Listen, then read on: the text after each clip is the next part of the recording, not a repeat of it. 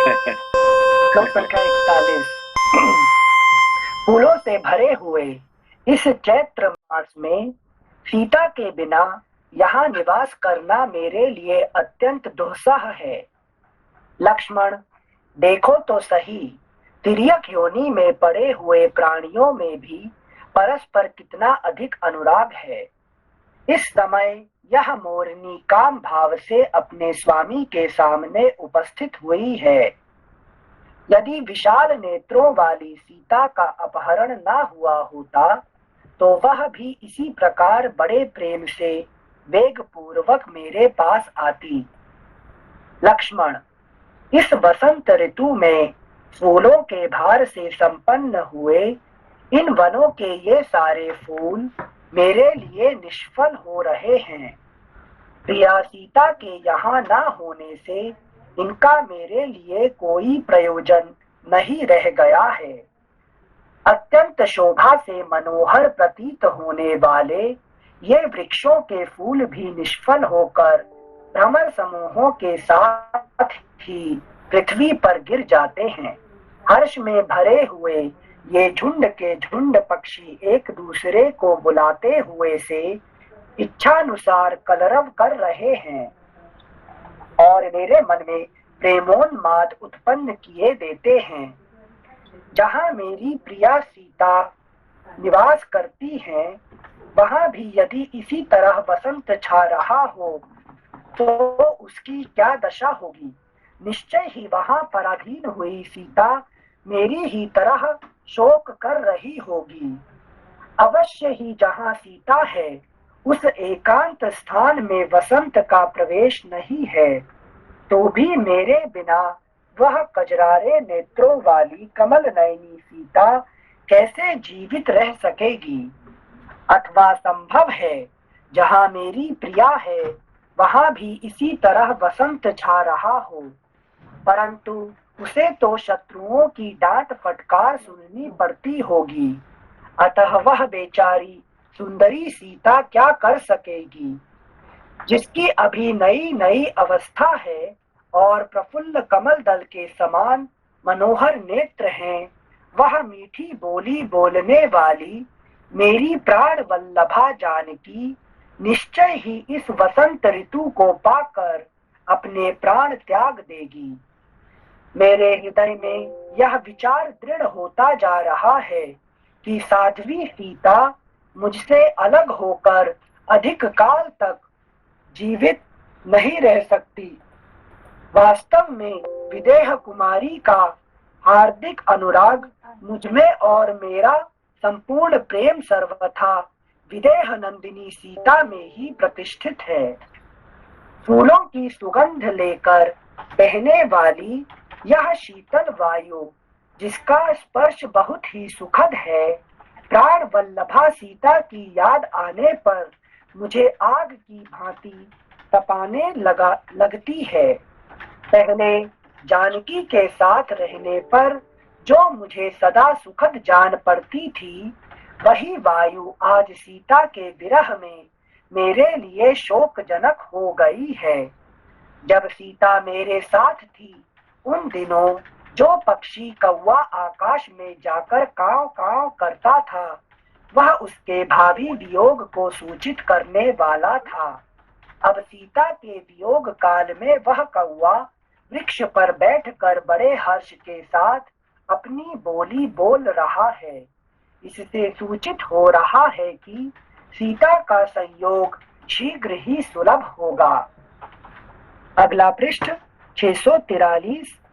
यही वह पक्षी है जो आकाश में स्थित होकर बोलने पर वैदेही के अपहरण का सूचक हुआ, किंतु आज यह जैसी बोली बोल रहा है उससे जान पड़ता है कि यह मुझे विशाल लोचना सीता के समीप ले जाएगा। लक्ष्मण, देखो, जिनकी ऊपरी डालियां फूलों से लदी हैं, वन में उन वृक्षों पर कलरव करने वाले पक्षियों का यह मधुर शब्द विरही जनों के मदनोन्माद को बढ़ाने वाला है। वायु के द्वारा हिलाई जाती हुई उस तिलक वृक्ष की मंजरी पर भ्रमर सहसा जा बैठा है, मानो कोई प्रेमी काम मद से कंपित हुई प्रेयसी से मिल रहा हो। यह अशोक प्रिया विरही कामी पुरुषों के लिए अत्यंत शोक बढ़ाने वाला है। यह वायु के झोंके से कंपित हुए पुष्प गुच्छों द्वारा मुझे डांट बताता हुआ सा खड़ा है। लक्ष्मण, ये मंजरियों से सुशोभित होने वाले आम के वृक्ष श्रृंगार विलास से मदमत्त हृदय होकर चंदन आदि अंगराग धारण करने वाले मनुष्यों के समान दिखाई देते हैं। नरश्रेष्ठ सुमित्रा कुमार, देखो, पंपा की विचित्र वन श्रेणियों में इधर उधर किन्नर विचर रहे हैं। लक्ष्मण, देखो, पंपा के जल में सब ओर खिले हुए ये सुगंधित कमल प्रातः काल के सूर्य की भांति प्रकाशित हो रहे हैं। पंपा का जल बड़ा ही स्वच्छ है, इसमें लाल कमल और नील कमल खिले हुए हैं। हंस और कारंडव आदि पक्षी सब ओर फैले हुए हैं तथा सौगंधिक कमल इसकी शोभा बढ़ा रहे हैं। जल में प्रातः काल के सूर्य की भांति प्रकाशित होने वाले कमलों के द्वारा सब ओर से घिरी हुई पंपा बड़ी शोभा पा रही है। उन कमलों के केसरों को भ्रमरों ने चूस लिया है। इसमें चक्रवाक सदा निवास करते हैं। यहाँ के वनों में विचित्र विचित्र स्थान हैं तथा पानी पीने के लिए आए हुए हाथियों और मृगों के समूहों से इस पंपा की शोभा और भी बढ़ जाती है।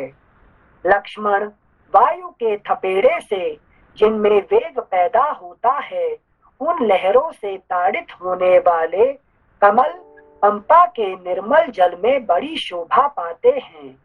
प्रफुल्ल कमल दल के समान विशाल नेत्रों वाली विदेह राजकुमारी सीता को कमल सदा ही प्रिय रहे हैं। उसे ना देखने के कारण मुझे जीवित रहना अच्छा नहीं लगता है।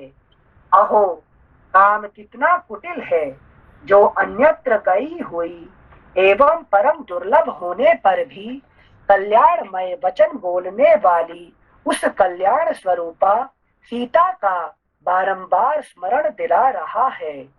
यदि खिले हुए वृक्षों वाला यह वसंत मुझ पर पुनः प्रहार न करे, तो प्राप्त हुई काम वेदना को मैं किसी तरह मन में ही रोके रह सकता हूँ। सीता के साथ रहने पर जो जो वस्तुएं मुझे रमणीय प्रतीत होती थीं, वे ही आज उसके बिना असुंदर जान पड़ती हैं। लक्ष्मण, ये कमल कोशों के दल सीता के नेत्र कोशों के समान हैं, इसलिए मेरी आंखें इन्हें ही देखना चाहती हैं। कमल के सरों का स्पर्श करके दूसरे वृक्षों के बीच से निकली हुई यह सौरभ युक्त मनोहर वायु सीता के निश्वास की भांति चल रही है। अगला पृष्ठ 644। सुमित्रानंदन, वह देखो, पंपा के दक्षिण भाग में पर्वत शिखरों पर खिली हुई कनेर की डाल कितनी अधिक शोभा पा रही है। विभिन्न धातुओं से विभूषित हुआ यह पर्वतराज ऋष्यमुख वायु के वेग से लाई हुई विचित्र धूलि की सृष्टि कर रहा है। सुमित्रा कुमार चारों ओर खिले हुए और सब ओर से रमणीय प्रतीत होने वाले पत्रहीन पलाश वृक्षों से उपलक्षित इस पर्वत के पृष्ठभाग आग में जलते हुए से जान पड़ते हैं। पंपा के तट पर उत्पन्न हुए ये वृक्ष इसी के जल से अभिषिक्त हो बढ़े हैं और मधुर मकरंद एवं गंध से संपन्न हुए हैं। इनके नाम इस प्रकार हैं: मालती, मल्लिका, पद्म और करवीर। ये सब के सब फूलों से सुशोभित हैं। केतकी, केवड़े, सिंधुवार, तथा वासंती लताएं भी सुंदर फूलों से भरी हुई हैं। गंध भरी माधवी लता तथा कुंद कुसुमों की झाड़ियां सब ओर शोभा पा रही हैं। चिरिबिल्व चिलबिल, महुआ, बेंत, मौलसिरी, चंपा, तिलक और नाग केसर भी खिले दिखाई देते हैं। पर्वत के पृष्ठ भागों पर पद्मक और खिले हुए नील अशोक भी शोभा पाते हैं। वहीं सिंह के अयाल की भांति पिंगल वर्ण वाले लोध्र भी सुशोभित हो रहे हैं। अंकोल, पुरंट, चूर्णक, सेमल, पारिभद्रक, नीम या मदार, आम, पाटली, बोबिदार, मुचुकुंद, नारंग और अर्जुन नामक वृक्ष भी पर्वत शिखरों पर फूलों से लदे दिखाई देते हैं। केतक, उद्दालक, नसोड़ा, शिरीष, शीशम, धव, सेमल, पलाश, लाल कुर्बक, तिनिश, नक्तमाल, चंदन, स्यंदन, चंदन, स्यंदन, हिंताल, तिलक तथा नाग केसर के पेड़ भी फूलों से भरे दिखाई देते हैं। सुमित्रानंदन, जिनके अग्रभाग फूलों से भरे हुए हैं, उन लता वल्लरियों से लिपटे हुए पंपा के इन मनोहर और बहुसंख्यक वृक्षों को तो देखो। वे सब के सब यहाँ फूलों के भार से लदे हुए हैं। हवा के झोंके खाकर जिनकी डालें हिल रही हैं, वे ये वृक्ष झुककर इतने निकट आ जाते हैं कि हाथ से इनकी डालियों का स्पर्श किया जा सके। सलोनी लताएं मदमत्त सुंदरियों की भांति इनका अनुसरण करती हैं। एक वृक्ष से दूसरे वृक्ष पर, एक पर्वत से दूसरे पर्वत पर तथा एक वन से दूसरे वन में जाती हुई वायु अनेक रसों के आस्वादन से आनंदित सी होकर बह रही है। कुछ वृक्ष प्रचुर पुष्पों से भरे हुए हैं और मधु एवं सुगंध से संपन्न हैं। कुछ मुकुलों से आवेष्टित हो श्याम वर्ण से प्रतीत हो रहे हैं।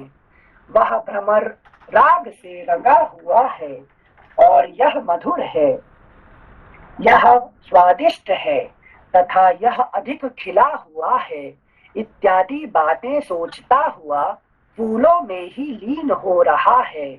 पुष्पों में छिपकर फिर ऊपर को उड़ जाता है और सहसा अन्यत्र चल देता है। इस प्रकार मधु का लोभी भ्रमर पंपा तीरवर्ती वृक्षों पर विचर रहा है। स्वयं झड़कर गिरे हुए पुष्प समूहों से आच्छादित हुई यह भूमि ऐसी सुखदायिनी हो गई है मानो इस पर शयन करने के लिए मुलायम बिछौने बिछा दिए गए हों। सुमित्रानंदन पर्व, अगला पृष्ठ 645।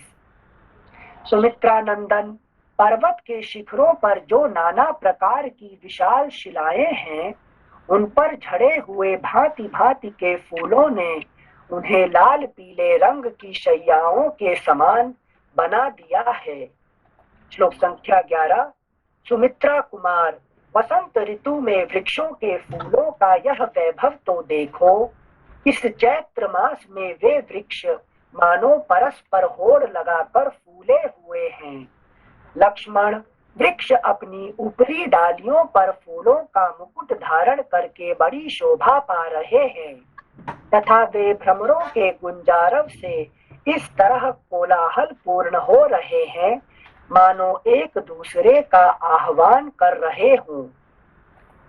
यह कारंडव पक्षी पंपा के स्वच्छ जल में प्रवेश करके अपनी प्रियतमा के साथ रमण करता हुआ काम का उद्दीपन सा कर रहा है। मंदाकिनी के समान प्रतीत होने वाली इस पंपा का जब ऐसा मनोरम रूप है, तब संसार में उसके जो मनोरम गुण विख्यात हैं, वे उचित हैं। रघुश्रेष्ठ लक्ष्मण, यदि साध्वी सीता जाए और यदि उसके साथ हम यहाँ निवास करने लगे तो हमें न इंद्रलोक में जाने की इच्छा होगी और न अयोध्या में लौटने की ही।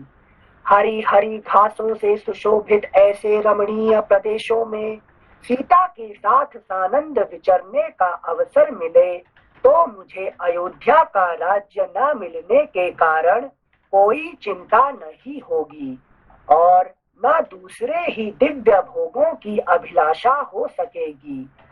इस वन में भांति भांति के पल्लवों से सुशोभित और नाना प्रकार के फूलों से उपलक्षित ये वृक्ष प्राण वल्लभा सीता के बिना मेरे मन में चिंता उत्पन्न कर देते हैं। सुमित्रा कुमार, देखो इस पंपा का जल कितना शीतल है। इसमें असंख्य कमल खिले हुए हैं, चकवे विचरते हैं और कारंडव निवास करते हैं। इतना ही नहीं, जल कुक्कुट तथा क्रौंच भरे हुए हैं एवं बड़े बड़े मृग इसका सेवन करते हैं। चहकते हुए पक्षियों से इस पंपा की बड़ी शोभा हो रही है। आनंद में निमग्न हुए ये नाना प्रकार के पक्षी मेरे सीता विषयक अनुराग को उद्दीप्त कर देते हैं, क्योंकि इनकी बोली सुनकर मुझे नूतन अवस्था वाली कमल नयनी चंद्रमुखी प्रियतमा सीता का स्मरण हो आता है। लक्ष्मण, देखो पर्वत के विचित्र शिखरों पर ये हरिण अपनी हरिणियों के साथ विचर रहे हैं और मैं मृगनयनी सीता से बिछुड़ गया हूँ। इधर उधर विचरते हुए ये मृग मेरे चित्त को व्यथित किए देते हैं। मत वाले पक्षियों से भरे हुए इस पर्वत के रमणीय शिखर पर यदि प्राण वल्लभा सीता का दर्शन पा सकूं। अनिल जी, नमस्ते। हाँ, नमस्ते नमस्ते।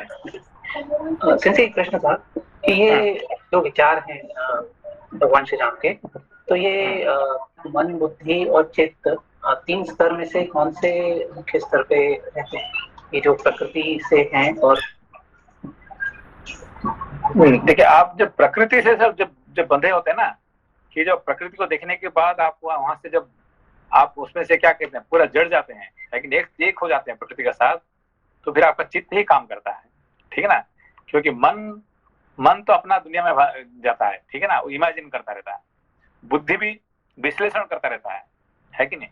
तो अहंकार तो अपना दुनिया में है। ये सिर्फ चित्त का ही काम है कि जो प्रकृति को देखने के बाद खुद को वहां देखने शुरू कर देता है, ठीक है ना। जी, मतलब इसमें राग द्वेष नहीं है इन विचारों में। हाँ, देखिए यहाँ पे क्या होता है कि वो अभी देखिए ये सबसे लंबा चैप्टर है। हमें देखेंगे, यहाँ पे देखेंगे तो ये सबसे लंबा चैप्टर है कि नहीं। यहाँ पे आपको करीब करीब मिल जाएगा कितने 130 वर्ष वहां मिलेगा आपको, है कि नहीं। तो राम जी जो है ना, ये प्रकृति के साथ इतने जोड़ गए, सीता और प्रकृति दोनों को एक साथ कर रहे हैं यहाँ पे, जिसकी वजह से आगे जब सीता आ भी जाएगी तो उनका मन में क्या कि राम जी का प्रकृति के साथ मेरा मुझे जोड़े वहां पे, ठीक है ना। इसीलिए वो क्या करती है कि वो अयोध्या में उनको मन नहीं लगता है।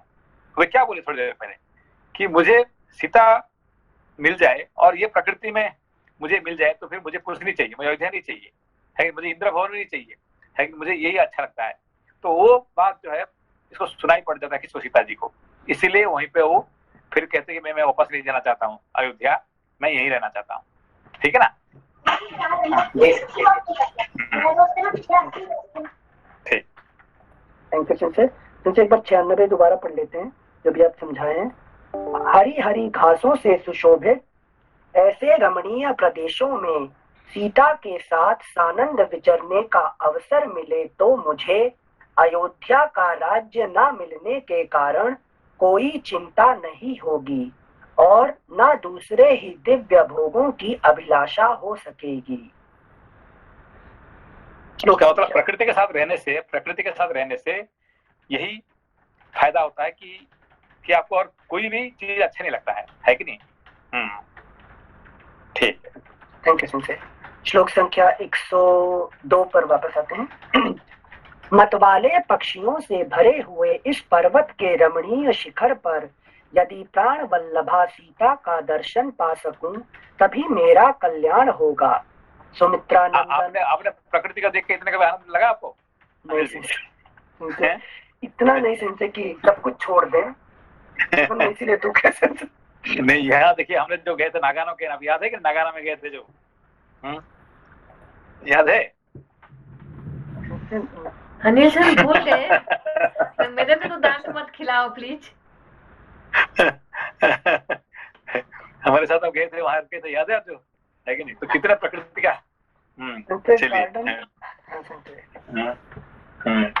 चलिए शिनकानसेन में गए थे, नागानो मात्सुमोतो, यस, विद और आपका ये भी गया था, आपका आलोक भी गया था, है कि नहीं? अच्छा, आपको याद होगा उसका जूता गिर गया था पानी में। वो याद रहेगा सिंधे, हाँ, उसका पानी में वो आ जाएगा, ठीक है ना? ठीक है, तो कितना प्रकृति में वहां से सुंदर था, है कि नहीं? हाँ, चलिए, श्लोक संख्या 102। मतवाले पक्षियों से भरे हुए इस पर्वत के रमणीय शिखर पर यदि प्राण वल्लभा सीता का दर्शन पा सकूं तभी मेरा कल्याण होगा। सुमित्रा नंदन, यदि सुमध्यमा सीता मेरे साथ रहकर इस पंपा सरोवर के तट पर सुखद समीर का सेवन कर सके तो मैं निश्चय ही जीवित रह सकता हूँ। लक्ष्मण, जो लोग अपनी प्रियतमा के साथ रहकर पद्म और सौगंधिक कमलों की सुगंध लेकर बहने वाली शीतल, मंद एवं शोकमग्न पंपा वन की वायु का सेवन करते हैं, वे धन्य हैं। आए वह नई अवस्था वाली कमल लोचना जनक नंदिनी। अगला पृष्ठ 646। प्रिया सीता मुझसे बिछुड़कर बेबसी की दशा में अपने प्राणों को कैसे धारण करती होगी। लक्ष्मण, धर्म के जानने वाले सत्यवादी राजा जनक जब जन समुदाय में बैठकर मुझसे सीता का कुशल समाचार पूछेंगे उस समय मैं उन्हें क्या उत्तर दूंगा। आए, पिता के द्वारा वन में भेजे जाने पर जो धर्म का आश्रय ले मेरे पीछे पीछे यहाँ चली आई, वह मेरी प्रिया इस समय कहाँ है। लक्ष्मण, जिसने राज्य से वंचित और हताश हो जाने पर भी मेरा साथ नहीं छोड़ा, मेरा ही अनुसरण किया, उसके बिना अत्यंत दीन होकर मैं कैसे जीवन धारण करूंगा। जो कमल दल के समान सुंदर, मनोहर एवं प्रशंसनीय नेत्रों से सुशोभित है, जिससे मीठी मीठी सुगंध निकलती रहती है, जो निर्मल तथा चेचक आदि के चिन्ह से रहित है, जनक किशोरी के उस दर्शनीय मुख को देखे बिना मेरी सुध बुध खोई जा रही है। लक्ष्मण, वैदेही के द्वारा कभी हंसकर और कभी मुस्कुराकर कही हुई वे मधुर, हितकर एवं लाभदायक बातें जिनकी कहीं तुलना नहीं है, मुझे अब कब सुनने को मिलेंगी।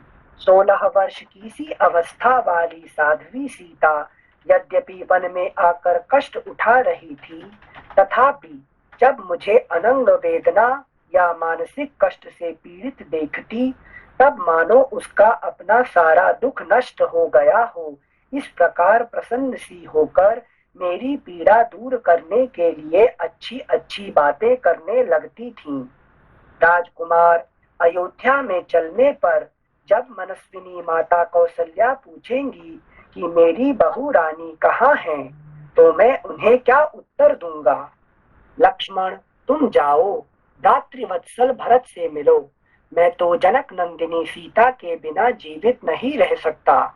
इस प्रकार महात्मा श्री राम को अनाथ की भांति विलाप करते देख भाई लक्ष्मण ने युक्त युक्त एवं निर्दोष वाणी में कहा, पुरुषोत्तम श्री राम, आपका भला हो, आप अपने को संभालिए, शोक ना कीजिए। आप जैसे पुण्यात्मा पुरुष की बुद्धि उत्साह शून्य नहीं होती। स्वजनों के अवश्यम भावी वियोग का दुख सभी को सहना पड़ता है। इस बात को स्मरण करके अपने प्रियजनों के प्रति अधिक स्नेह आसक्ति को त्याग दीजिए, क्योंकि जल आदि से भीगी हुई बत्ती भी अधिक स्नेह तेल में डुबो दी जाने पर जलने लगती है। तात रघुनंदन, यदि रावण पाताल में या उससे भी अधिक दूर चला जाए तो भी वह अब किसी तरह जीवित नहीं रह सकता। पहले उस पापी राक्षस का पता लगाइए, फिर या तो वह सीता को वापस करेगा या अपने प्राणों से हाथ धो बैठेगा। रावण यदि सीता को साथ लेकर दिति के गर्भ में जाकर छिप जाए तो भी यदि मिथिलेश कुमारी को लौटा न देगा तो मैं वहां भी उसे मार डालूंगा। इधर फिर से पढ़ रहे से 119 को।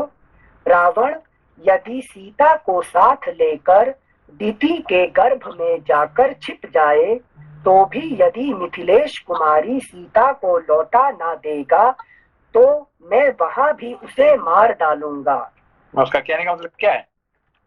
जैसे सारे राक्षसों की माता तो दिति है, तो उनको कहाँ उनको आराम से रह सकते हैं बिना भय से?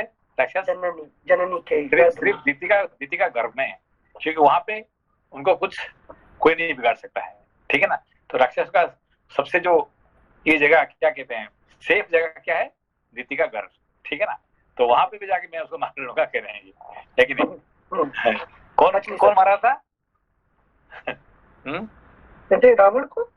नहीं, दिति का गर्भ में उसके कौन? इंद्रसेन से। हाँ, ठीक है ना। तो दिति का गर्भ का अंदर में घुस गया कौन? इंद्र, ठीक है ना। Thank you Sanjay. श्लोक संख्या 120। अतः आर्य आप कल्याणकारी धैर्य को अपनाइए, वह दीनता पूर्ण विचार त्याग दीजिए। जिनका प्रयत्न और धन नष्ट हो गया है वे पुरुष यदि उत्साह मालूम है दिति का गर्भ में जाके क्या कर रहे थे? इंद्रदेव इंतजार कर रहे थे, खंड कर रहे थे ना। हाँ, नहीं, उनको जाके मारने के लिए गए थे, है कि नहीं? उनको मारने के लिए गए थे, ठीक है ना। तो फिर उन्होंने वो जो वहां घर में थे वो क्या बोले कि हमको मत मारना, है कि नहीं, हमको मत मारो। तो इसलिए मारुत, उसका नाम मरुत हुआ है, ठीक है ना। मत मारो, है कि नहीं, इसलिए उनका नाम मरुत हुआ है, ठीक है ना। क्योंकि नहीं मारने से हम आपका काम करेंगे, हमको मार देंगे तो, है कि नहीं, हम जरूर, है कि दिति का घर में आए हैं, हम तो जरूर राक्षस वंश का है, मगर आप हमको नहीं मारो और हम आपको काम करेंगे, आपके साथ काम करेंगे, लेकिन आपको साथ देंगे। इसीलिए उनका नाम मरुत हुआ है और इंद्र के साथ काम करते हैं, लेकिन क्यों इंद्र नहीं मारे हो, ठीक है ना। क्या बोल रहे थे अनला जी? सॉरी संजय, वो इंद्र उनको मारना चाहते थे क्योंकि वो उनकी पोजीशन ना ले ले, वही डर के मारना चाहते थे ना। जो भी दिति का गर्भ में आते हैं ये सब कौन आते हैं? उनके लिए सेफ हेवन कौन है? ये सब राक्षस है। अब ये राक्षस साधारण राक्षस नहीं है, ये जो मरुत, मतलब ये जो मरुत गण है, ये तो सबसे पावरफुल राक्षस है। अब ये जरूर ये तो इंद्र के लिए खतरनाक चीज है कि नहीं? तो इसीलिए उसको पैदा होने से पहले मार देंगे तो काम खत्म है कि नहीं? सेफगार्ड कर रहे थे। हाँ, ठीक है ना। धन्यवाद संजय, धन्यवाद। ठीक है संजय। श्लोक संख्या 120। अतः आर्य आप कल्याणकारी धैर्य को अपनाइए, वह दीनता पूर्ण विचार त्याग दीजिए। जिनका प्रयत्न और धन नष्ट हो गया है वे पुरुष यदि उत्साह पूर्वक उद्योग न करें तो उन्हें उस अभीष्ट अर्थ की प्राप्ति नहीं हो सकती। भैया, उत्साह ही बलवान होता है, उत्साह से बढ़कर, अगला पृष्ठ 647, उत्साह से बढ़कर दूसरा कोई बल नहीं है। उत्साही पुरुष के लिए संसार में कोई भी वस्तु दुर्लभ नहीं है। ये बड़ा इंटरेस्टिंग टॉपिक है ना, ये जो है, जो उत्साह होने से, है कि नहीं, ये सब कुछ मिलेगा आपको। उत्साह नहीं होगा कुछ नहीं मिलेगा, ठीक है ना। उत्साह मतलब एक्साइटमेंट टू डू एक्शन? नहीं, एक्साइटमेंट नहीं है, कि जो आपको इंटरेस्ट, कोई भी चीज में इंटरेस्ट जो है ना, इसको कहते हैं उत्साह, कि आई वांट टू डू, किसी भी कारण से, I will do with under any cost, है कि नहीं। ये जो the effort to do something with interest, है कि नहीं। अच्छा, मतलब मोटिवेशन टाइप। मोटिवेशन, ठीक है ना। श्लोक संख्या 122। जिनके हृदय में उत्साह होता है वे पुरुष कठिन से कठिन कार्य आ पड़ने पर हिम्मत नहीं हारते। हम लोग केवल उत्साह का आश्रय लेकर ही जनक नंदिनी को प्राप्त कर सकते हैं। हम लोग केवल उत्साह का आश्रय लेकर ही जनक नंदिनी को प्राप्त कर सकते हैं। अभी राम जी का क्या हालत दिखा रहे हैं कि भाई अब तो सीता तो आई नहीं, ले चले गया रावण, अब तो आएगी नहीं है, तो फिर क्या जिंदगी है, जिंदगी कुछ मतलब नहीं है कि नहीं। तो वो उनका उत्साह खत्म हो गया है, ठीक है ना। ये अभी लक्ष्मण जी उनको उत्साह दे रहे हैं। अच्छा ठीक है ठीक है ठीक है। तो हम सोच रहे हैं पीस के फॉर्म में, मतलब सीता मतलब पीस। तो अगर हम if I get excited and keep doing action then peace will come, उसमें कंफ्यूज हो गए थे। तो उस लेवल में नहीं सोचना है यहाँ पर ना। यहाँ आदि भौतिक यहाँ पे तीन नहीं तीन हर शब्द का अंदर में इसमें तीन होता है, ठीक है ना। जैसे कि अभी हमने एक बार पढ़ेंगे तो एक समझेंगे, दोबारा पढ़ेंगे तो सेकंड समझेंगे, तीन बार पढ़ेंगे तो तीसरा समझेंगे, है कि नहीं। इसीलिए हमारे पास अभी सिर्फ एक समझ के चलिए आगे, ठीक है ना। ठीक है। श्लोक संख्या 123। शोक को पीछे छोड़कर कामी के से व्यवहार का त्याग कीजिए।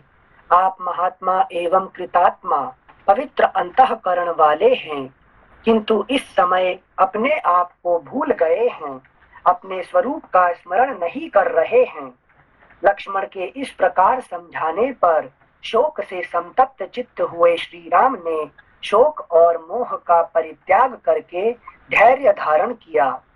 तदनंतर व्यग्रता रहित शांत स्वरूप अचिंत्य पराक्रमी श्री रामचंद्र जी, जिसके तटवर्ती वृक्ष वायु के झोंके खाकर झूम रहे थे, उस परम सुंदर रमणीय पंपा सरोवर को लांघकर आगे बढ़े।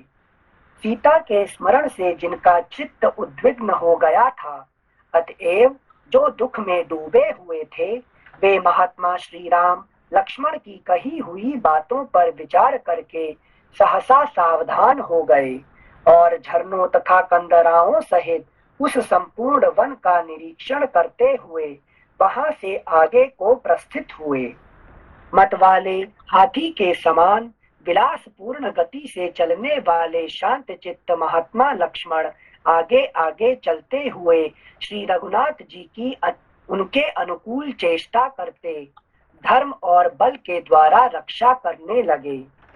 ऋष्यमुख पर्वत के समीप विचरने वाले बलवान वानर राज सुग्रीव पंपा के निकट घूम रहे थे। उसी समय उन्होंने उन अद्भुत दर्शनीय वीर श्री राम और लक्ष्मण को देखा। देखते ही उनके मन में यह भय हो गया कि हो ना हो इन्हें मेरे शत्रु वाली ने ही भेजा होगा। फिर तो वे इतने डर गए कि खाने पीने आदि की भी चेष्टा न कर सके। हाथी के समान मंद गति से चलने वाले महामना वानर राज सुग्रीव जो वहां विचर रहे थे, उस समय एक साथ आगे बढ़ते हुए उन दोनों भाइयों को देखकर चिंतित हो उठे।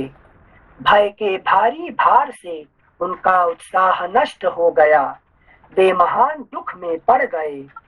मतंग क्या समझा इसको, ये जो 128 और 129 क्या समझा?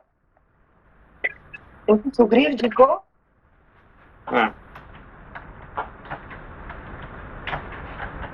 उनको भय हो गया, उनको डर लग रहा है अपने अंदर से कि वाली ने कोई मतलब आ रहे हैं ज्ञान और वैराग्य, लेकिन जीव को ये मालूम नहीं है, वो संसार में घूम रहा है कि ईश्वर आ रहे हैं मेरे।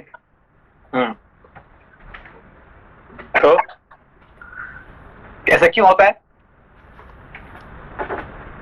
क्योंकि जीव के अंदर भय रहता है क्योंकि वो अपना रूप नहीं जानता, तो उसके अंदर उसको हमेशा एक डर लगा रहता है कि कोई उसके एग्जिस्टेंस को खत्म कर सकता है। मतलब एक जो भय रहता है मृत्यु का, अगर मैं ईश्वर भाव आत्म भाव में चला जाऊं तो मेरा अंत नहीं है। ये देखिए अभी कैसा हुआ है कि लोपा जी आने से पहले, है कि नहीं, जैना जी उनके हस्बैंड जो है ना थोड़ा कुछ पढ़ रहे थे, और लोपा जी का डर हो गया क्या कि भाई मेरा हस्बैंड तो सन्यासियों के भाग जाएंगे, अब मैं क्या करूं है कि नहीं। वो हमको पूछती आगे कि ऐसा कहिए भैया, तो इसको सन्यासी के भाग जाएंगे अभी, अरे मैं क्या करूं। मैंने कहा वो जाएंगे, तुम तो पहले चले जाओगे है कि नहीं। समझ रहे हो भय कैसे होता है कि नहीं तो ज्ञान और वैराग्य आने से मनुष्य को भय होता है, ठीक है ना, जीव को। जीव, हाँ, ओके ओके, ठीक है ना। एक मिनट, ज्ञान और वैराग्य के समीप आने से जीव को भय होता है। है कि नहीं, उसको संभाल नहीं पाता। पहले पहले आप कह रहे ज्ञान और वैराग्य मतलब मेरा तो खत्म हो जाएगा सब, है कि नहीं, तो उसका पहले से डर किसका डर है उसका? अच्छा, कि अगर मुझे ज्ञान आ गया तो मेरी जो सृष्टि चल रही है वो खत्म हो जाएगी। जो ओके ओके ओके, अब समझे। मतलब हमें लगा कि तो पॉजिटिव फील कर रहे थे कि ज्ञान अगर एस्टेब्लिश हो जाए, मतलब विजडम बन जाए। कौन चाहता है संसार में, कौन चाहता है ज्ञान को, ज्ञान और वैराग्य को एस्टेब्लिश करने का? कौन चाहता है संसार में? हाँ संशय, वही साधना है संशय। जीव तो नहीं चाहता संशय। जीव है कि नहीं, जीव सबसे डरता है किसको? ज्ञान और वैराग्य को, है कि बाकी सबका सामना कर सकते हैं, ज्ञान और वैराग्य का सामना कभी नहीं कर सकता जीव, ठीक है ना। इसीलिए तपस कहते हैं उसे ना, कि सामना होते ही हीट जनरेट हो जाता है। ठीक है। संशय, और 129 वाला भी वही भय ही है क्या? इसमें बहुत सारे चीज है इसमें, देखिए यहाँ पे कि ये आदि भौतिक में ये किसको डरता है? अपने भाई को संशय, वाली प्रारब्ध को। हाँ, तो क्यों डरता है? संशय क्योंकि गलती की थी पास्ट में गुफा में जाके। क्योंकि जब भी वाली का साथ मिलता है तो उसको आराम से रहना नहीं देता है कि नहीं, उसको हमेशा है डराता है उसने, है कि नहीं, तो इसलिए डर के मारे छुप के यहाँ पे छुप रहा है यहाँ पे, ठीक है ना। तो अब आमने सामने हो जाएगा तो मुझे, है कि नहीं, मुझे उसने, है कि नहीं, मेरा सब खत्म कर देगा, है कि नहीं। हाँ। समझा उसको? अगर सामने आ जाएगा तो सब खत्म कर देगा, लेकिन से नहीं। तो मतलब ये सबसे जो डरता है, जो सुग्रीव जो है सबसे किससे से डरता है? सबसे वाली से संशय, कि अगर आमना सामना हो जाए तो। हाँ, तो वाली क्या है? संशय प्रारब्ध। क्यों प्रारब्ध कहा आपने? संशय क्योंकि आप पहले पढ़ाए थे। नहीं, प्रारब्ध क्यों कहा? प्रारब्ध को डरने का क्या मतलब है?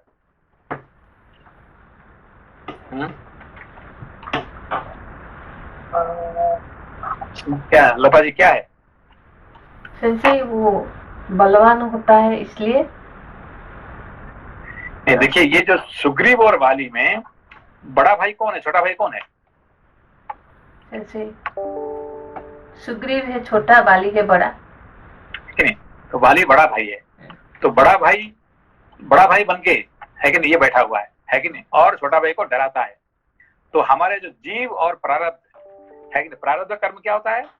जीव का बड़ा भाई है कि नहीं, बड़ा भाई होके हमेशा डराता है कि तुम भाई कल मर जाओगे, कल तुम्हारी बीमारी हो जाएगा, तुमको कैंसर हो जाएगा, कोरोना तुमको लग जाएगा, ये हो जाएगा, है कि नहीं, रोज तुमको डरा के रखा हुआ है कि नहीं। होल लाइफ आप क्या करते हैं?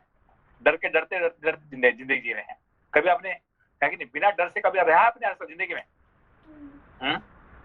नहीं संशय। हर मुहूर्त में, एवरी मोमेंट में आपको क्या डर है? पीछे बड़ा भाई आपको दौड़ा रहे हैं आपको, है कि नहीं, मारने के लिए। आप पता नहीं किसको छू लूंगा तो उसका कोरोना बीमारी आ जाएगा, किसको ये कर लूंगा उसको ये आ जाएगा, पता नहीं कब, है कि नहीं, और पाकिस्तान बम फटा देगा, तो पता नहीं कब नॉर्थ कोरिया बम ही कर देगा, कब वर्ल्ड वॉर आ जाएगा। कुछ ना कुछ डरते डरते जीव जो है जिंदगी भर जीता है। जिस दिन पैदा हो गया और मरते दम तक एक मोमेंट भी कभी बिना डर से नहीं रहता। और डर कौन डराता है? अपना प्रारब्ध ही डराता है। समझे बात को? तो यही वाली और सुग्रीव का ये कहानी है, ठीक है ना। इसके डर से मारे गए, उसने कहाँ छुप रहे हैं? ऋषिमुख पर्वत पर। ऋषिवर का मतलब मुनि ऋषियों के पास बैठ जाए तो वो बचा देंगे मुझे है कि नहीं। मैं आप सत्संग क्यों करते हैं? साहब की रामायण क्यों पढ़ते हैं? प्रारब्ध से बचने के लिए। हाँ, इसमें ये सब करेंगे तो मेरा कब पता नहीं, वो शायद बचा देंगे। डर के, है कि नहीं, डर से बचने के लिए हम क्या करते हैं? शास्त्र पढ़ते हैं। डर से बचने के लिए हम मंत्र पढ़ते हैं।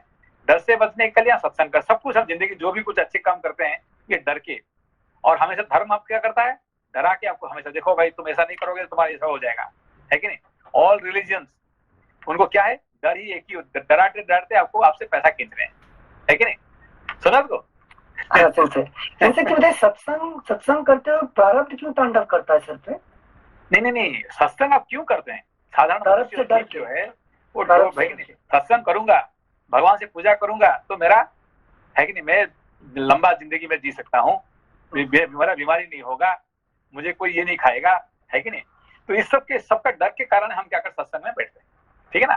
तो अभी ये सुग्रीव क्या करता है, ये डर के मारे वहां बैठा हुआ है, किसका ना, ऋषि मुनियों के पास, है कि नहीं, मतंग मुनि के पास, इसके पास जाके सत्संग कर रहा है रोज। क्यों? डर। और जो डर खत्म हो जाएगा, जब बाली मर जाएगा, फिर क्या होगा, फिर आनंद करेगा, शुरू कर देगा, अरे भगवान को भूल जाएगा, है कि नहीं। Thank you sir. श्लोक संख्या यही हमारा लाइफ में होता है ना, जब हम ये जो भी आप पढ़ रहे हैं ये हमारी कहानी है, ऐसा नहीं कि ये कोई ऐसा कोई था, कोई सुग्रीव राम का था वो बंदर, वो उसका प्रॉब्लम था, नहीं, ये प्रॉब्लम मेरा ही प्रॉब्लम है कि नहीं। जब आपको दुख होता है तभी आके भगवान के पास शास्त्र में बैठते हैं, जिससे दुख खत्म हो जाता है तभी एंजॉय करने के लिए दौड़ते हैं, ठीक है नहीं। जब लॉटरी लग जाएगा तो फिर आपके पास रामायण पढ़ेंगे क्या, आपको 100 करोड़ का लॉटरी लग जाएगा तो आपके रामायण पढ़ने के लिए आएंगे उस दिन। आपको 100 करोड़ लॉटरी लगने के बाद फिर भी आप रामायण में बैठ जाएंगे तो मान लो कि आप जो है ना, आप पहुंच गए, है कि नहीं। ठीक है, थैंक यू संजय। श्लोक संख्या 129। हाथी के समान मंद गति से चलने वाले महामना वानर राज सुग्रीव जो वहां विचर रहे थे, उस समय एक साथ आगे बढ़ते हुए उन दोनों भाइयों को देखकर चिंतित हो उठे। भय के भारी भार से उनका उत्साह नष्ट हो गया, वे महान दुख में पड़ गए। मतंग मुनि क्या हुआ है, वो महान दुख में पड़ गए। क्या दुख में पड़े कि वह ज्ञान और वैराग्य आ गए, तो उसका मतलब मेरा जिंदगी तो खत्म हो जाएगा, है कि नहीं। ये भी प्रारब्ध का दूसरा रूप आ गया, है कि नहीं। इसीलिए ज्ञान और वैराग्य को देख के जीव को दुख आता है, सुख नहीं आता है, आनंद नहीं आता है, ठीक है ना। ये सबसे फर्स्ट एनकाउंटर, है कि नहीं, फर्स्ट एनकाउंटर विद ज्ञान और वैराग्य कि क्या के चिंता आ जाता है, दुख आ जाता है, भय आ जाता है, ठीक है ना। श्लोक संख्या 130। मतंग मुनि का वह आश्रम परम पवित्र एवं सुखदायक था। मुनि के ありがとうございます。先生、 Yes. でも Sugriva went to Satsanga to escape from the fear of life, no? To see Gyan and Vairagya. But really, real Vairagya and Gyan came, then he's very much afraid, isn't it? Now you have come to study Ramayana. Okay, you are studying Ramayana. Suppose Swayam Ram and Lakshmana will come in front of you, then what will happen to you? I will be very much afraid. If real Ram and Lakshmana will come to you, then what will happen? You will run away. They have come to me. Okay? So it is okay. As long as you are reading, then it's okay. But if really they come, you are studying Kathopanishad, Yamaraj will come, sitting on the buffalo. What will happen? No, it's very difficult this case. This is the real. Okay, studying about somebody and facing really is difficult. Okay. Okay. Thank you. Okay. But like a practice, no? Like studying is like. Yeah, if you slowly, if you start, it comes. That's why Sugriv cannot meet Ram, Lakshman directly. So he has to. What do you call? He has to be introduced through Hanuman. He has to be introduced. If you are introduced through Hanuman, then only you can meet. So Sugriv can never meet Ram, Lakshman. See, first who saw? It is Sugriv saw, not Hanuman saw. Okay. Who met Ram and Lakshman first? Sugriv. But the moment he saw, he ran away. Okay. So he has to be introduced. Okay. So first, what do you call our Parvati's mother, Mena, sees Shiva. Okay. Then what she says?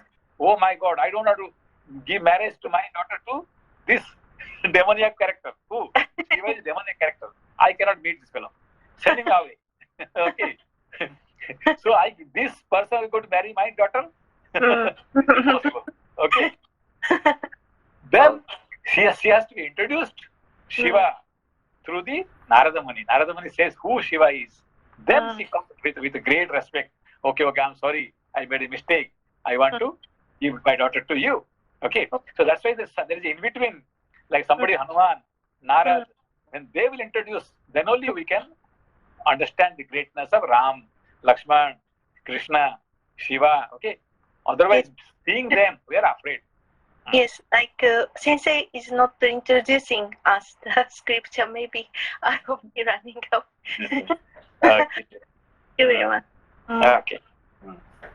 Thank you, Sensei. That's why what you call Kabir says, Guru Govind dono khade kiske lagu paaye, hai ki nahi? So when Guru and Govind both are there, so I should trust my Guru because he is going to introduce me. Okay, if Hanuman is not there, Sugriva will never meet Ram and Lakshman. He will run away. Okay. If Narad Muni is not there, the Maina can never understand Shiva. Okay. So always they say Guru is, that's why it's more important. Right. In part of than Govind. That's the point here. Right. Okay. Thank you so much. Thank you sir. श्लोक संख्या 130। मतंग मुनि का वह आश्रम परम पवित्र एवं सुखदायक था।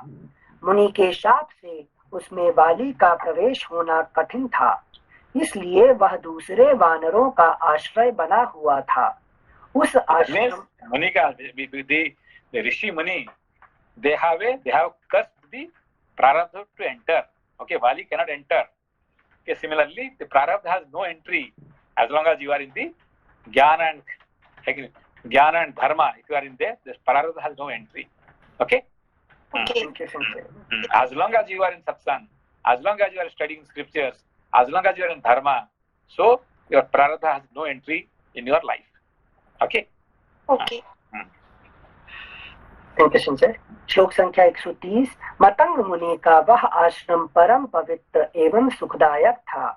मुनि के शाप से उसमें बाली का प्रवेश होना कठिन था, इसलिए वह दूसरे वानरों का आश्रय बना हुआ था। उस आश्रम या वन के भीतर सदा ही अनेकानेक शाखा मृग निवास करते थे। उस दिन उन महातेजस्वी श्री राम और लक्ष्मण को देखकर दूसरे वानर भी भयभीत हो आश्रम के भीतर चले गए।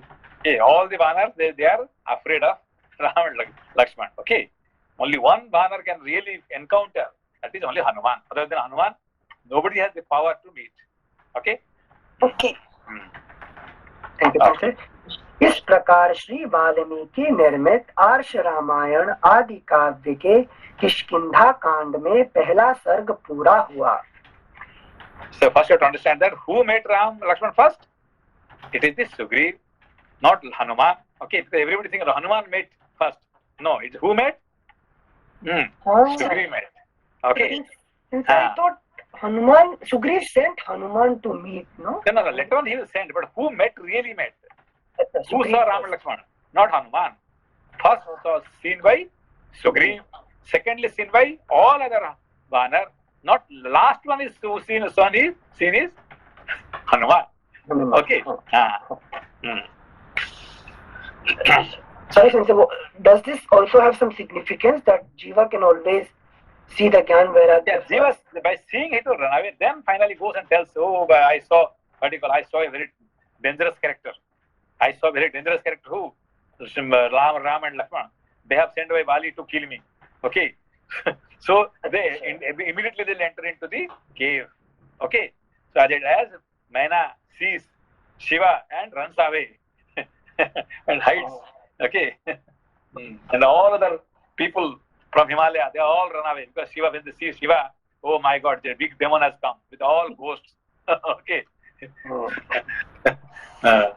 Thank you sir. अगला पृष्ठ 648। द्वितीय सर्ग। सुग्रीव तथा वानरों की आशंका। हनुमान जी द्वारा उसका निवारण तथा सुग्रीव का हनुमान जी को श्री राम लक्ष्मण के पास उनका भेद लेने के लिए भेजना। महात्मा श्री राम और लक्ष्मण दोनों भाइयों को श्रेष्ठ आयुध धारण किए वीर वेश में आते देख ऋष्यमुख पर्वत पर बैठे हुए सुग्रीव के मन में बड़ी शंका हुई। वे खुशी हुई नहीं है, शंका हुई, यही बात है कि नहीं? So you should be happy. अरे भगवान स्वयं आ गए मेरे पास, है कि नहीं? तो उसके वजह से क्या हो, वो डर के उसमें, और डाउटिंग, हम पहले क्या करते हैं, भगवान खुद आ जाएंगे तो क्या करेंगे हम, अब डाउट, सही में भगवान है क्या, है कि नहीं, हम शंका होता है। ठीक है। हाँ संजय, ओके संजय। श्लोक संख्या 2। वे उद्विग्न चित्त होकर चारों दिशाओं की ओर देखने लगे। उस समय वानर शिरोमणि सुग्रीव किसी एक स्थान पर स्थिर न रह सके। महाबली श्री राम और लक्ष्मण को देखते हुए सुग्रीव अपने मन को स्थिर न रख सके। देखो अभी ज्ञान वैराग्य आने से मन क्या होता है, स्थिर होता है, और यहाँ पे क्या दिख रहा है, अस्थिर हो रहा है कि नहीं? अब तक जब तो सत्संग में बैठा था वो स्थिर है, उसका मन स्थिर था, मगर इनको देखने के बाद अस्थिर हो गया। आप समझ में आती बात है कि नहीं? अभी तो जब तक आप सत्संग, आप जब तक रामायण सुन रहे हैं तो आपका मन क्या है, स्थिर है, ठीक है ना? और मगर राम लक्ष्मण को देखने के बाद क्या हो जाएगा, आपको सही में देख लेंगे तो अस्थिर हो जाएगा, अस्थिर हो जाएगा, है कि नहीं? हाँ ठीक है। जैसे इंटेलेक्चुअली समझ पा रहे हैं, लेकिन सत्संग में बैठे हैं तो भी तो ज्ञान अर्जित कर रहे हैं ना। नहीं, ज्ञान ये सब नकली ज्ञान है ना, ये तो असली है। देखो जब भगवान को देख रहे हैं, अभी भगवान के बारे में पढ़ रहे हैं, और आखिरी सामने आंखों के सामने भगवान को देख रहे हैं, डर जाएंगे। अर्जुन के सामने विराट रूप आ गया, जब विराट रूप आ गया क्या बोल रहा है, भाई आप बस बंद करो आपका चलता है कि नहीं? ये क्या कह रहा है, दुर्योधन ने क्या बोला, अरे यार ये मुझे दिखा रहे हैं कुछ, ये चमत्कार दिखा रहे हैं, मुझे माया दिखा रहे हैं, I will show my power who in front of your power, I will put you into jail, है कि नहीं? यही होता है कि नहीं? जीव की यही दशा होता है कि नहीं? हाँ सर, थैंक यू सर। श्लोक संख्या 3। महाबली श्री राम और लक्ष्मण को देखते हुए सुग्रीव अपने भगवान का विश्व रूप कौन देख पाया असली में? तुमसे वो धृतराष्ट्र को जो स्टोरी सुना रहे थे, नहीं, असली रूप कौन देख पाया? हाँ नहीं, हाँ भीष्म, है कि नहीं, वो देख पाए, है कि नहीं? विदुर देख पाए, है कि नहीं? उन लोगों ने क्या, जब दिखा रहे थे किसको, तो ये सब देख के अच्छा ये समझ में आ गया, भाई ये तो स्वयं भगवान दिखा रहे हैं, है कि नहीं? व्यास जी देख पाएंगे, नहीं देख पाया क्या? अर्जुन भी नहीं देख पाया, वो इसीलिए क्या बोलता भाई बस वापस आओ, है कि नहीं? आई कैनॉट सी, है कि नहीं? आई कैनॉट, भाई आप अपना, है कि नहीं, जो हमारे सखा रूप से 2 पैर वाले वहां आ जाना, है कि नहीं? I cannot see. So this is not possible for Jiva to see. Okay. Okay. Okay Sanjay. श्लोक संख्या 3। महाबली श्री राम और लक्ष्मण को देखते हुए सुग्रीव अपने मन को स्थिर न रख सके। उस समय अत्यंत भयभीत हुए उन वानर राज का चित्त बहुत दुखी हो गया। दुखी हो गया, है कि नहीं? ज्ञान वैराग्य मिलने के दुखी हो गया, जीव दुखी हो जाता है, ठीक है ना? हमारे लोपा जी जब फर्स्ट टाइम आए थे, क्या है, उनको दुखी होगी, है कि नहीं? ये कब तक चलने वाला है ये पढ़ाई, है कि नहीं? अरे जल्दी खत्म करो, है कि नहीं? मुझे रोपोगी जाना है, ठीक है ना? ठीक है। हाना भी बोली थी, रोपोंगी नहीं बोली थी, मुझे दारू नहीं, फर्स्ट टाइम आपको रोपोगी, जब फर्स्ट टाइम मिले थे आपको रोपोंगी जाना था, है कि नहीं? संधान के साथ, संधान बरपंदा के साथ। रोपोंगी को फेमस कर आपने, रोपोंगी को फेमस कर दिया आपने। हाँ वही तो भाई। एक्चुअली जो मेरा सबसे पहला जापान में सबसे पहला मेरा जो लेक्चर हुआ था ना, रोपोंगी में हुआ था। वो भी आपको देखेंगे जापान टाइम्स में भी, उसका अभी भी है मेरे सबसे पहला लेक्चर जो है जापान में, वो हुआ था रोपोंगी में, लेकिन ठीक है। और सबसे पहला जो मेरा सुनने वाला आया था वो एक पाकिस्तानी मुस्लिम, है कि नहीं? अब मैं जिंदगी में कभी नहीं भूल पाऊंगा, है कि नहीं? मुकेश भैया जी, मैं रोपंगी जाऊंगी तो वो बात अलग था, मैंने घर से सेंसई को भगा दिया। मतलब मैं ऐसा राक्षसी थी कि मैं घर से सेंसई को बोल दिया कि आप लोग कब निकलोगे, जेठा जी को डांट के था कि मैं जा सकती हूँ, मुझे बाहर के आप लोग घर पे बैठे हो बोल के मुझे बैठना पड़ रहा है, मैंने निकाल दिया था। अब ऐसा पता है कि आपने छोड़ने का काम ही नहीं है आपका। है कि नहीं? मैं पता नहीं कैसे आज क्यों उसको याद करा रहे हैं, मैं याद नहीं करना चाहती हूँ बट नहीं आज जो पढ़ रहे हैं ना कि इसका दुख हो गया मन में कि राम और लक्ष्मण को देख के उसका मन अस्थिर हो गया, दुख हो गया। किसका? सुग्रीव का। यही जीव का यही हालत है, ठीक है ना। चलिए पढ़िए। श्लोक संख्या 4। सुग्रीव धर्मात्मा थे, उन्हें राज धर्म का ज्ञान था। देखिए क्या कह रहे हैं, वो धर्मात्मा थे, राज धर्म का ज्ञान था, ठीक है ना। मगर भगवान को देखने के लिए उसका पास मन अस्थिर हो जाता है। देखिए यहाँ पे धर्मात्मा करना होना, पूजा पाठ करना है कि वो अलग होता है, और भगवान को स्वयं सामने देखना ये अलग होता है, ठीक है ना। यहाँ पे थैंक यू सर। सुग्रीव धर्मात्मा थे, उन्हें राज धर्म का ज्ञान था। उन्होंने मंत्रियों के साथ विचार कर अपनी दुर्बलता और शत्रु पक्ष की प्रबलता का निश्चय किया। तत्पश्चात वे समस्त वानरों के साथ अत्यंत उद्विग्न हो उठे। उद्विग्न हो गए। देखिए क्या गुड, एक शब्द देख लीजिए, है कि नहीं। ये भगवान को देखने के बाद वो उद्विग्न हो गए, चिंता हो गया, विचलित हो गए, मन अस्थिर हो गया। क्या ऑल नेगेटिव, सारे नेगेटिव निकल रहा है यहाँ से, ठीक है ना। क्या होना चाहिए? पॉजिटिव होना चाहिए, मगर यहाँ सारे नेगेटिव हो रहे हैं, है कि नहीं। फर्स्ट मीटिंग ऑफ जीवा विद नॉलेज। अच्छा ठीक है ना। श्लोक संख्या 5। वानर राज सुग्रीव के हृदय में बड़ा उद्वेग हो गया था। वे श्रीराम और लक्ष्मण की ओर देखते हुए अपने मंत्रियों से इस प्रकार बोले। निश्चय ही ये दोनों वीर बाली के भेजे हुए ही इस दुर्गम वन में विचरते हुए यहाँ आए हैं। इन्होंने छल से चीर वस्त्र धारण कर लिए हैं, जिससे हम इन्हें पहचान ना सकें। है कि नहीं। क्या बोल रहा है कि ये सब आगे, ये सब मुझे है कि नहीं, ये मेरा दुश्मन ही भेजा उसको, है कि नहीं। Thank you. उधर सुग्रीव के सहायक दूसरे वानरों ने जब उन महाधनुर्धर श्रीराम और लक्ष्मण को देखा, तब वे उस पर्वत तट से भागकर दूसरे उत्तम शिखर पर जा पहुंचे। सब भाग्य, है कि नहीं। सब बंदरों ने भाग्य राम लक्ष्मण देख के, कोई उनका पास आने के लिए है कि साहस नहीं कर पाया, ठीक है ना। श्लोक संख्या 8। वे यूथपति वानर शीघ्रता पूर्वक जाकर यूथपतियों के सरदार वानर शिरोमणि सुग्रीव को चारों ओर से घेर कर उनके पास खड़े हो गए। क्यों खड़े हो गए? क्यों? सुग्रीव के पास, सुग्रीव हमारा राजा है, वो बचाएगा, है कि नहीं। ये जो दो आगे राक्षस आगे राम और लक्ष्मण, वो हमको खा जाएंगे, इसीलिए हम क्या करें, सुग्रीव हमको बचाएगा, ठीक है ना। Thank you. श्लोक संख्या 9। इस तरह एक पर्वत से दूसरे पर्वत उछलते कूदते और अपने वेग से उन पर्वत शिखरों को प्रकंपित करते हुए वे समस्त महाबली वानर एक मार्ग पर आ गए। उन सब ने उछल कूद कर उस समय वहां दुर्गम स्थानों में स्थित हुए पुष्प शोभित बहुसंख्यक वृक्षों को तोड़ डाला था। उस बेला में चारों ओर से उस महान पर्वत पर उछल कर आते हुए वे श्रेष्ठ वानर वहां रहने वाले मृगों, बिलावों तथा व्याघ्रों को भयभीत करते हुए जा रहे थे।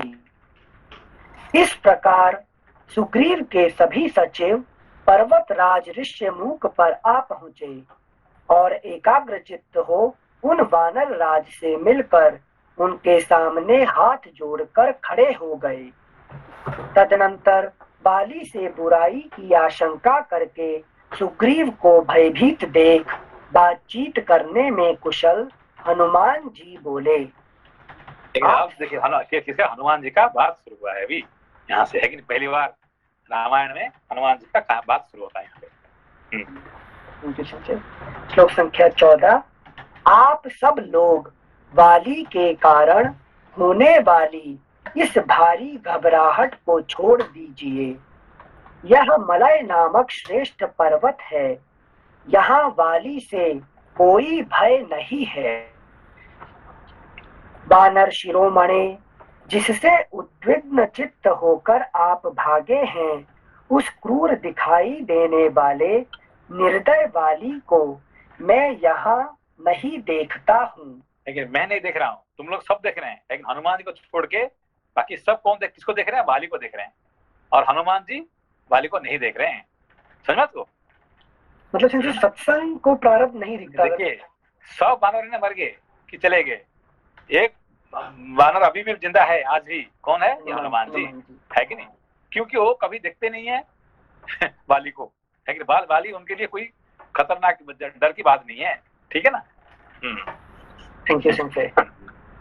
अगला पृष्ठ ये बड़ा इंपॉर्टेंट है, इसको ये जो है ना अभी हनुमान जी का कहानी आया तो बड़ी इंटरेस्टिंग है, तो जल्दबाजी करेंगे, कल पढ़ेंगे। ठीक है?